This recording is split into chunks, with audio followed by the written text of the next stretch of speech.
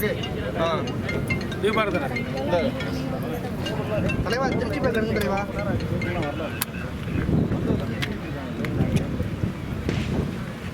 ओम राजाधिराजाय प्रसंज्ञसाधिने नमो वयं वैश्रवणाय कुर्महे शमे कामाय मज्ञो कामेश्वरो वैश्रवणो दधातु कुम्भीराय वैश्रवणाय महाराजाय नमः महागणपते नमः स्कम्भराजाय नमः कर्पूर नीराञ्जनं दर्शयामि रक्षान् धारयामि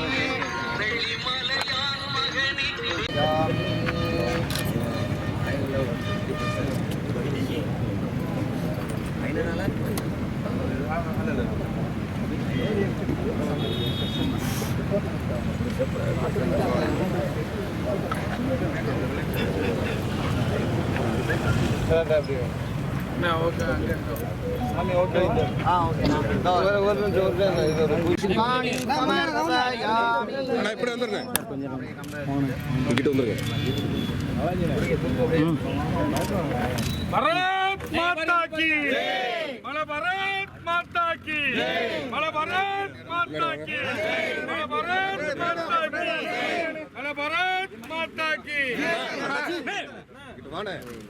மேடம் இங்கிட்டு கொஞ்சம் திரும்பி இல்லைங்க இல்லை இல்லைங்க போக கிட்ட தெரியும் கிழக்கு பக்கம்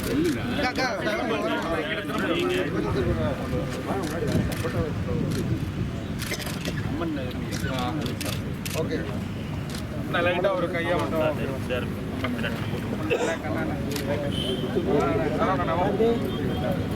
அந்த குழந்தைங்க தமிழக பாரதிய ஜனதா கட்சியின் சார்பாக எங்களுடைய தலைவர் மரியாதைக்குரிய அண்ணன் நயினார் நாகேந்திரன் அவர்கள் தமிழகம் முழுவதும் திராவிட முன்னேற்ற கழகத்தினுடைய ஆட்சியை அகற்ற வேண்டும் என்பதற்காக பல்வேறு காரணங்களால் தமிழ்நாடு இன்றைக்கு தலை குனிந்திருக்கின்றது. அப்படிப்பட்ட தமிழ்நாட்டை தலை நிமிர்த்த வேண்டும் என்பதற்காக பயணத்தை துவங்கி 52 மாவட்டங்களிலே தங்களுடைய பயணத்தை நிறைவு செய்திருக்கின்றோம். 54வது மாவட்டமாக புதுக்கோட்டை மாவட்டம் வருகின்ற 4ஆம் தேதி மாலை 5 மணியளவில் முன்னாள் தேசிய தலைவர் மத்திய உள்துறை அமைச்சர் மரியாதைக்குரிய அமித்ஷாஜி அவர்கள் கலந்து கொள்ளக்கூடிய நிறைவு விழா மிக பிரம்மாண்டமாக ஏற்பாடு செய்யப்பட்டு கொண்டிருக்கின்றது. லட்சக்கணக்கான பொதுமக்கள் அந்த நிகழ்ச்சியில் கலந்து கொள்ள வேண்டும் என்று நாங்கள் முயற்சி எடுத்துக் கொண்டிருக்கின்றோம். நம்முடைய உள்துறை அமைச்சர் அவர்களுடைய பயணம் தமிழகத்திலே நடைபெறுகிறது என்று சொன்னாலே ஒரு மிகப்பெரிய அரசியல் எதிர்பார்ப்பு நாடு முழுவதும் பற்றி கொள்வது எப்போதும் வழக்கம். அதே போல் இந்த முறையும் கூட நம்முடைய உள்துறை அமைச்சர் வருகையின் பொழுது திராவிட முன்னேற்ற கழகத்தினுடைய ஆட்சி அகற்றப்படும் என்ற ஒரு உத்தரவாதத்தை தமிழக மக்களுக்கு கொடுக்கக்கூடிய வகையில் இந்த பயணம் அமைய வேண்டும் என்று நாங்கள் விரும்புகின்றோம். அந்த நிறைவு நிகழ்ச்சிக்கு பிறகு மறுநாள் காலை நம்முடைய உள்துறை அமைச்சர் அமித்ஷாஜி அவர்கள் இந்த அரங்கத்தில் இராணுவத்திற்கு சொந்தமான இந்த இடத்துல திருச்சியில் ஏற்கனவே பாரதிய ஜனதா கட்சியினுடைய பல்வேறு நிகழ்ச்சிகள் நடைபெற்ற இந்த இடத்துல தமிழர்களுடைய பண்பாடாக கலாச்சாரமாக இருக்கக்கூடிய பொங்கல் விழாவை 2000 பொங்கல் பானைகளோடு 2000 குடும்பங்கள் கலந்து கொள்ளக்கூடிய ஒரு மிகப்பெரிய விழாவாக நடத்த வேண்டும் என்று திட்டமிட்டு அதற்கான ஏற்பாடுகளை செய்யக்கூடிய வகையில் இன்றைக்கு இந்த இடத்திலே பூமி பூஜை போட்டிருக்கின்றோம். நிச்சயமாக உள்துறை அமைச்சர் அவர்களுடைய பயணம், இந்த 4ஆம் தேதி இருக்கக்கூடிய பயணம், அதற்கு அடுத்து 5ஆம் தேதி இருக்கக்கூடிய பயணம், தமிழ்நாட்டில் திராவிட முன்னேற்ற கழகத்தினுடைய ஆட்சி வீழ்த்தப்படும், தேசிய ஜனநாயக கூட்டணியுடைய ஆட்சி ஏற்படும் என்ற உத்தரவாதத்தை அளிக்கக்கூடிய பயணமாக இருக்கும் என்று நாங்கள் எல்லாம் எதிர்பார்க்கின்றோம். உள்துறை அமைச்சர் உங்களோட ஆலோசனையில் ஈடுபடுறாரா தேர்தல் குறித்து? தனியார் ஆமாம், நம்ம உயர்மட்ட குழுவை சந்திப்பதற்காக மைய குழுவை சந்திப்பதற்கான ஒரு நிகழ்ச்சியும் இருக்குது நம்முடைய ஹோட்டலில்.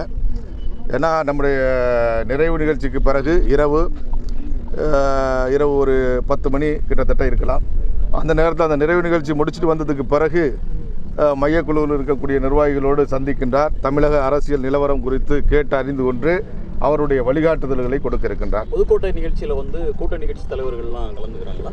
இதில் அதே நாளில் வந்து நம்முடைய தேதி மாற்றி கொடுத்திருந்தால் நம்முடைய முன்னாள் முதலமைச்சர் கலந்து கொள்வதற்கான வாய்ப்பு இருந்தது. என்னென்னு சொன்னால் அன்றைக்கு சேலத்தில் அவருக்கான சுற்றுப்பயணம் அமைக்கப்பட்டிருக்கின்ற காரணத்தினால நம்முடைய உள்துறை அமைச்சரும் அதே நாளில் இங்கே பயணம் செய்ய இருக்கின்ற காரணத்தினால அதுக்கு பிறகு நாங்களும் தேதி மாற்ற முடியலை, முயற்சி பண்ணோம். அதனால் வந்து இந்த நிகழ்ச்சியை பொறுத்த வரைக்கும் பாரதிய ஜனதா கட்சியுடைய நிகழ்ச்சியாகத்தான் இருக்கும்.